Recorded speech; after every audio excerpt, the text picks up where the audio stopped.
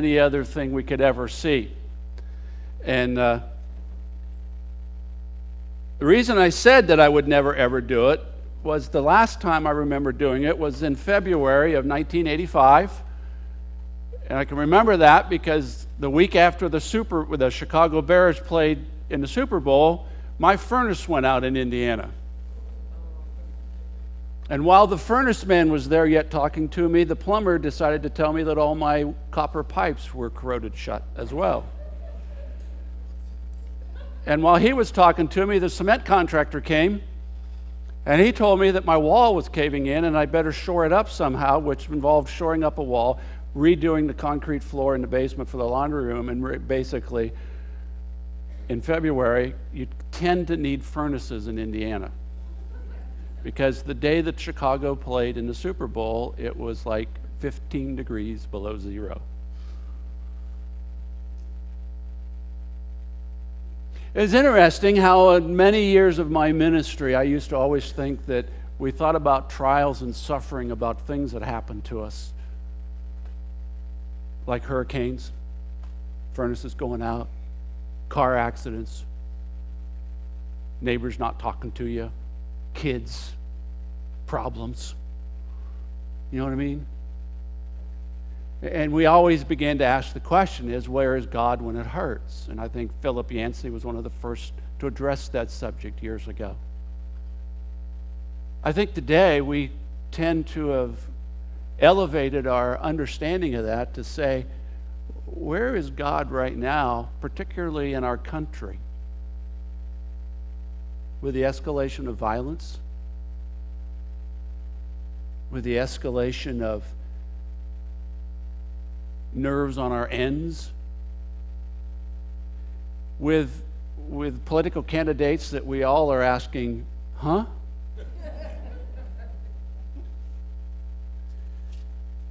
And I think, in a sense, I've really begun to see a word in a different light lately, and that word is lost. That's the word that Jesus used to describe people who didn't know him. He says they're lost. They're like sheep without a shepherd. He had compassion for them. More than anything, he had compassion, and he looks at people as lost. And when he sees you and I making wrong decisions, his first response is he feels compassion because we're lost. I have a sense that we're lost in our country right now. In fact, I read a book years ago called Lost in America. I preached a sermon years ago. It was a small town of about 3,000 people, and they all thought they were super spiritual. And my sermon title that I put in the paper was, "Can somebody be lost in this town?" And I named the town. Well, boy, I tell you what, that really sparked, if you've lived in a small town, you know that would spark the discussion at the coffee house and in all the beauty parlors and in the only barbershop in town. How could that happen? But I sense today we're at a greater loss than any time in my life. We feel it. We're concerned about, is there a hope for it?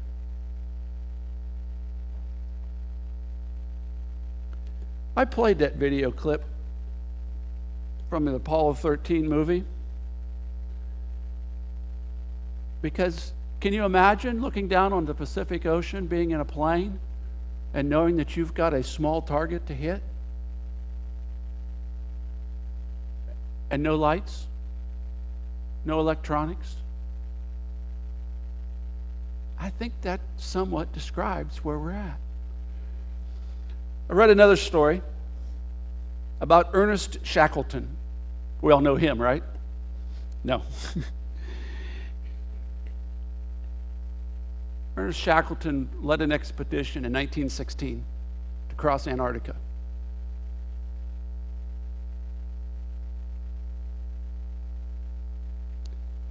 Under the careful leadership, they had survived through a brutal Antarctic winter and a harsh summer. But finally, the relentless pressure of the ice had crushed and sunk their ship. They had managed to scramble onto the ice and salvage what they could, but the ice was a treacherous home.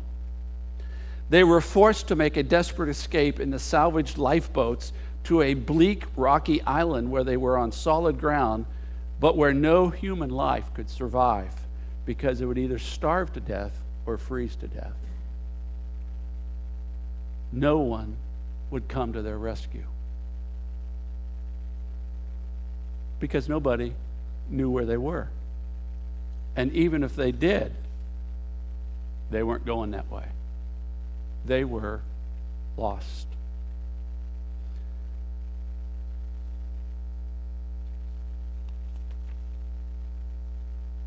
Their only hope was to get onto South Georgia Island, 800 miles away, across some of the stormiest waters on the earth. They would encounter bitter cold icebergs, waves up to 70 feet, and 80-mile-an-hour winds, with virtually no navigation tools. And they would have to hit a target precisely or be swept out into the ocean.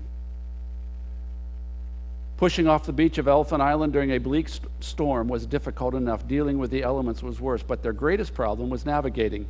The weather was gloomy, and in 17 days they saw the sun only 4 times. At night, the stars were nearly invisible. Frank Worsley, who acted as a navigator, later recalled his efforts. Dead reckoning, or DR, the seaman's calculation of courses and distance, had become a merry jest of guesswork. Once, perhaps twice a week, the sun smiled a sudden wintry flicker through a storm-torn cloud, and if ready for it, he caught it. But those brief moments when they could see the heavens proved to be enough.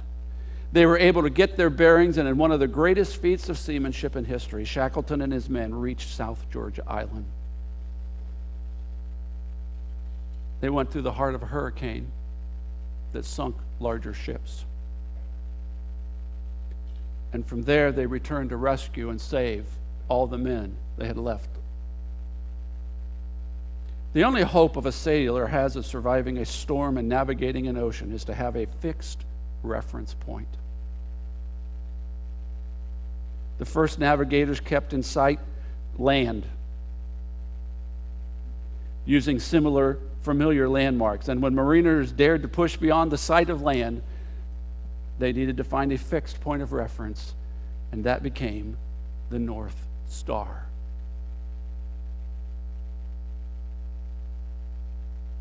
And whether it's the North Star or GPS, it all comes from a fixed reference point. The North Star for navigating our life is a good understanding of the triune God, who was revealed first in the Scriptures and later in the person of Jesus Christ.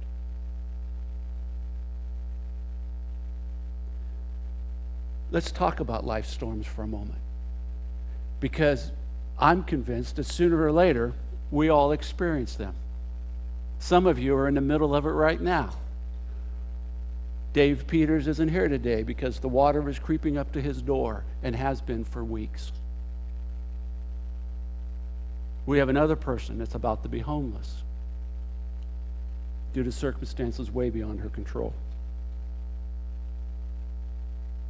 Others wonder about food and safety of kids and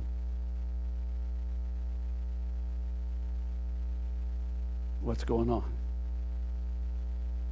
And so we turn to the life of Job. And the first thing that we really need to understand about this is that life storms may hit the most unexpected people. I remember when one of the hurricanes went through Key West, people said, God judged them.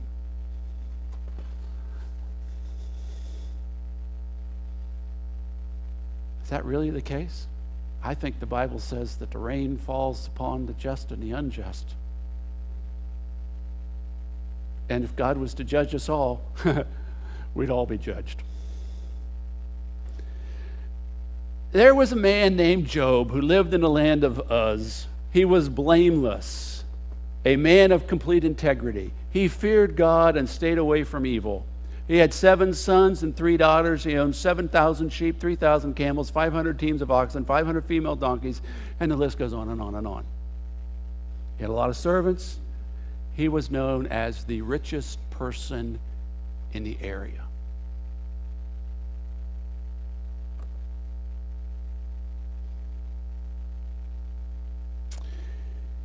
This is so fascinating because being the richest person in the area and being such a man of integrity, you would think bad things wouldn't happen. Well, let me tell you what happens behind the scene, because you got to understand, if you've never sat down and read the book of Job, you got to understand that what was happening behind the scenes is amazing as to what happens to this, okay? Because one day, the members of the heavenly court came to present themselves before the Lord, and the accuser, Satan, came with them. That's kind of a strange thing. You wouldn't think of Satan going into the presence of God, into the heavenly meeting, if you would, into the boardroom of heaven. And yet it says he showed up there. Interesting that he says the accuser, because that is probably one of his most primary roles in our lives. It was very fascinating that Josh picked out that song about names and who I am and how we get settled into a name and being called something, because the accuser begins to accuse us of things that really aren't true, and we begin to identify with a fallen sinner rather than a person who have been redeemed by the Lord. And we begin to focus on the bad things that we've done, and we begin to identify ourselves with our failures rather than with our successes and with what God has done in our lives. And so Satan shows up, and I just kind of get the idea as you read the thing. Satan starts even bringing his accusations into the boardroom, and finally God says, listen, I've got some people that follow me with a pure heart. Take a look at Job. Satan says, yeah, the only reason he follows you is because he's rich and he's wealthy and he's got all this stuff. And God says, that's not true. Tell you what, you can do anything you want to him except take his life. Except take his life. And Job will still follow me. You need to know that, because that's happening behind the scenes.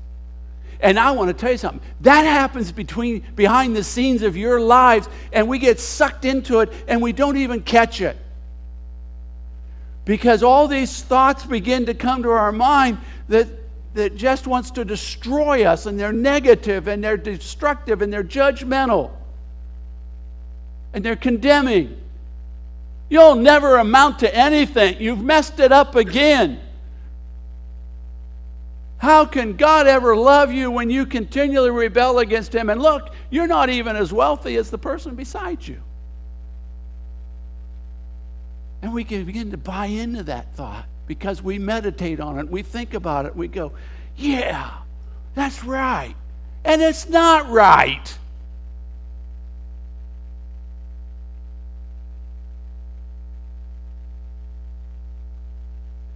And it happens because that accuser still goes into the boardroom and he says, look at Linhart down there. I had a preacher one night ask me after a basketball game when my son was playing and his son was playing. He says, how can you preach on Sunday mornings after you yell at the referees like that on Saturday night?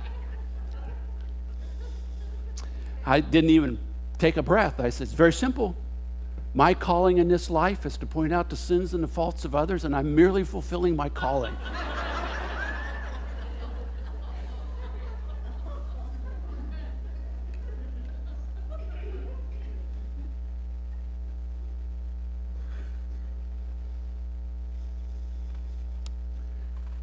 It's behind the scenes, and it's full of accusations.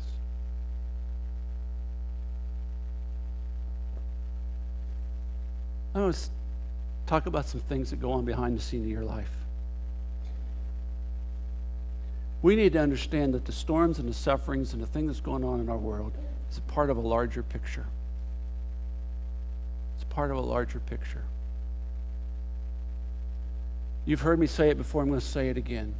Some of the toughest things in our lives are what have shaped us to be some of the toughest people in life. You ever notice that trees that grow in the woods don't have near the root system as a tree that grows out by itself?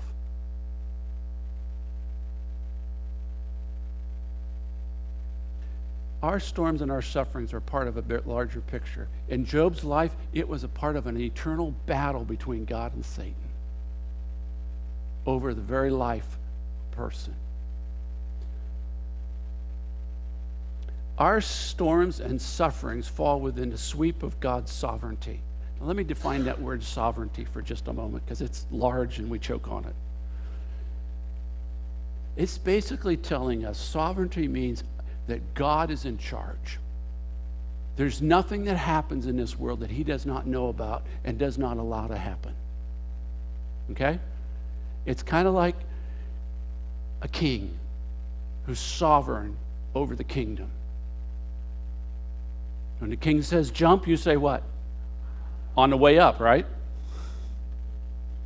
And in a sense, God is large, and another word we use, he's in charge. Okay? It all falls within his sovereignty. We don't. Here's the next one. Our storms and our sufferings remind us that there is such a thing as undeserved suffering. Let me ask you a question. Did Job deserve this? Probably not, did he? There was nothing that we're told of in the story of Job where God said, I'm going to get him. No, he said he was impeccable. I'm going to give you just a little bit of a funeral sermon. James Jackson drove truck for 34 years, okay, till he retired. His driving record was impeccable. There was no violations, there was no tickets, and there was no fines. In 34 years of driving professionally in our county. Wow. But he still died.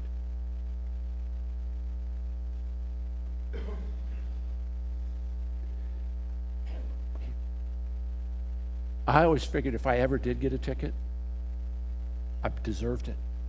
Because there were times when I went a little faster than the speed limit sign.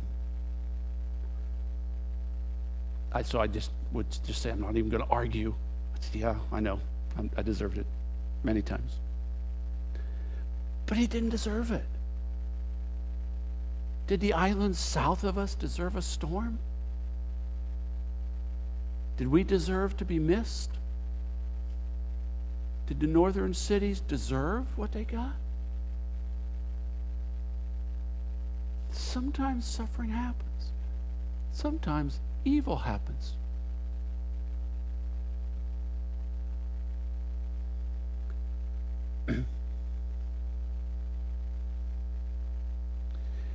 But as for me, I know that my Redeemer lives. This comes from a very fascinating chapter in Job. Job had 3 friends. Okay, if we can use that word, kind of. Okay, one of them was the shortest man in the Bible. You know why he was the shortest man in the Bible? His name was Bildad the Shuhite. Bildad the Shuhite. I'm trying to give you something to remember this. He was only as tall as a shoe. Bildad the Shuhite. That's a little shorter than Nehemiah. I'm trying to give you something to hold on to here, because Bildad came to Job. You know what his words of advice was? Well, it's because you sinned. Obviously, God is after you because you've sinned. And he's telling this to Job in chapter 19. And you get down to verse 25, and Job says, but as for me, I know that my Redeemer lives, and he will stand upon the earth at last. And after my body has decayed, yet in my body I will see God, and I will see him for myself. Yes, I will see him with my own eyes. I am overwhelmed at the thought. That word redeemed is an interesting word from which we get Redeemer. We don't use it often in our lives because we no longer have S&H green stamps.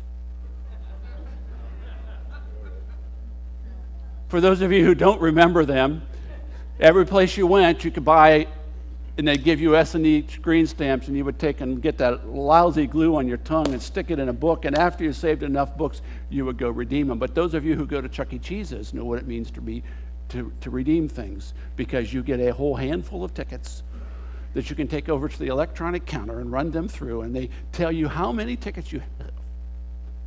And then you can take your kids over, or grandkids, over to the counter and find out that those tickets mean absolutely nothing. And you redeem a prize, a cherished trinket.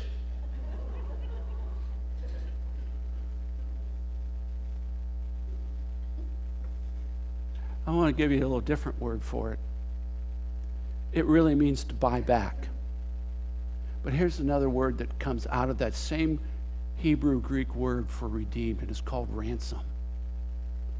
I hope you've never been at a place where someone has taken something valuable from you and held it as a ransom. But most of you have probably watched enough TV shows where you know that sooner or later when a child is abducted, a lot of times there is a ransom held. A lot of money. And a parent is frantic to scrape together enough money to hopefully buy the child back. It's fascinating that most of the times it's probably an unattainable amount of money for the average person.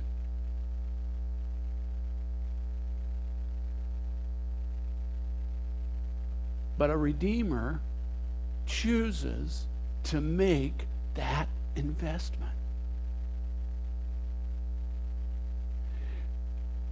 That is why we talk about it on the cross as a sense in which we have this incredible debt that the enemy is holding us ransom for, and Jesus says, you know what? I'm going to pay that ransom.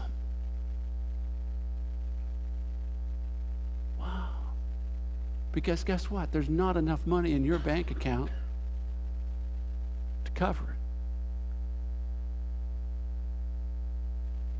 it. I understand that if you get arrested,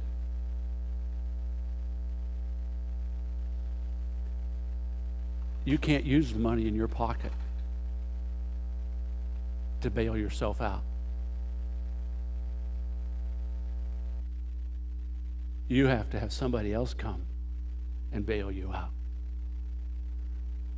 You know, when Job said, I know that my Redeemer lives, he says, I know the person, the God of the heavens, that is going to bail me out of this mess, because he's not going to leave me. Notice this goes on a little bit farther. And he says, you know, my whole body can decay, and I can die. Yet, I will see God. The fascinating thing is that everybody around Job was telling him to give up. You ever run into those people when you're down on your luck? They just say, what? Why don't you just throw the towel in? Why don't you just walk away? Why don't you stay away?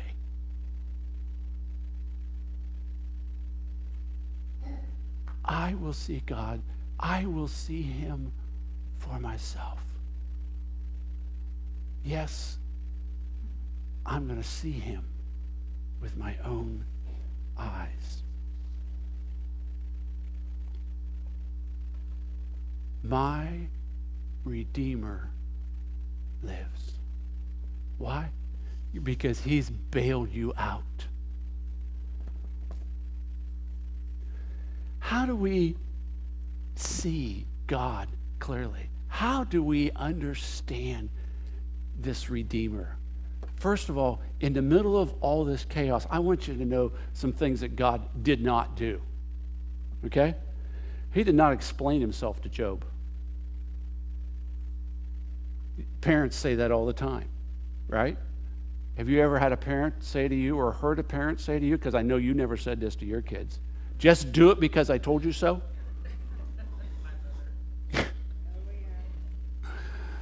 In one sense, God doesn't always tell us what he's up to. He's not obligated to always tell us what he's up to.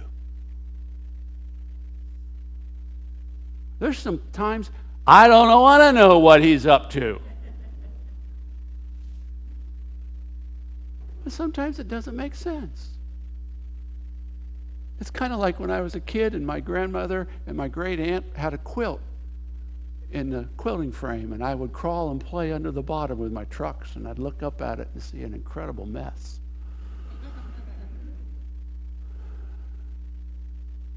But boy, from the top side down, it looked a whole lot different. He did not explain to Job what he was up to. And yet we understand through the scriptures that the accuser still comes into the presence of God and slanders our names. But here's the good news we also know, that sitting at his right hand, sitting at God's right hand, is the person who defends us.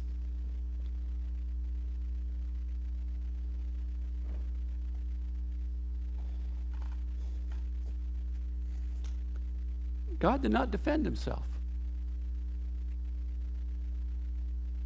Let me get in trouble.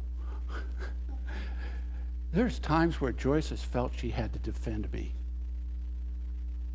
Usually it's because I did something crazy, goofy, or dumb in her eyes.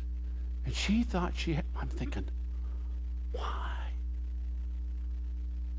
Let people figure it out on their own.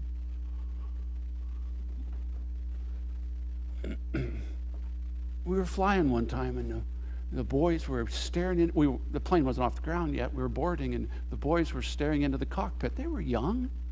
They hadn't seen a cockpit before, and they were just enthralled. In fact, I was kind of staring myself. And she thought she had to explain it. So she told the stewardess and the pilot that it's their first flight. He says, no problem, it's mine too. Joyce met us in LA. She took the bus. You know what I'm trying to say? God didn't explain himself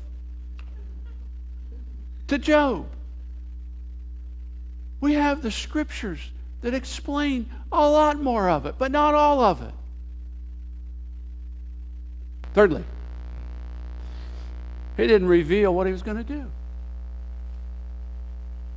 We have a revelation. And fourthly, he didn't change. Our world is changing so fast.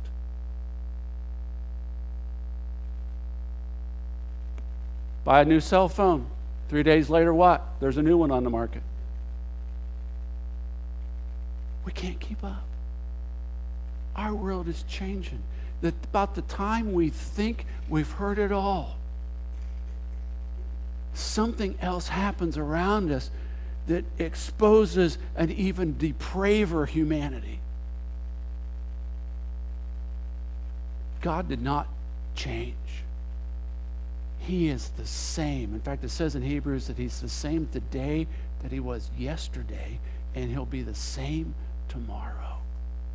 And we can count on that. Let me tell you what God did do. If we want to see a true picture of God, he remained in charge. This didn't upset him, didn't throw him for loss, didn't make him crawl off the throne. He was still on the throne. Secondly, he remained good. Our God is good. And he's good all the time. And by that, he has your best interest at stake. You won't catch him on a political commercial slandering somebody else or you. He has your best interest at stake, and he gives his goodness to you every day in little ways. He remains purpose-driven. His purpose is to redeem mankind. He hasn't come back yet and taken us out of this mess because he wants everybody to have a chance to know him and to see him. He is full of compassion, and he does have extension love. But he also has demands upon us that says, follow me, serve me, care for me.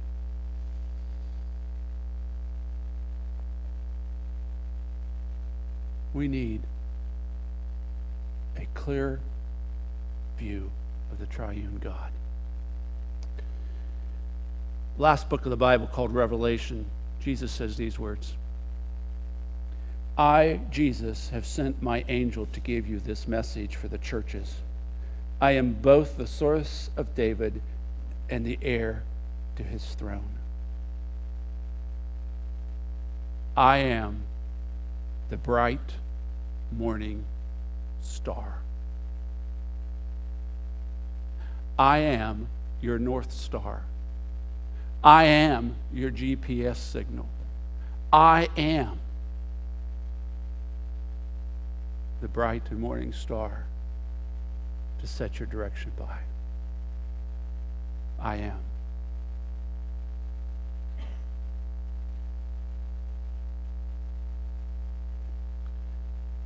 Some time ago, Patty came with a song and sang to us that have never really ever forgotten. And I asked her if she'd sing it to us today, because all the things around us have an opportunity to force us to become the person that God really wants us to be. And many times we miss some of his signals. And so as we prepare for communion today, I want you to think about this song about blessings that help us to understand that the things that happen to us are really for a greater purpose than we can ever imagine. And as we prepare for communion, we're told to examine our hearts. And maybe it's time we get rid of the pity party.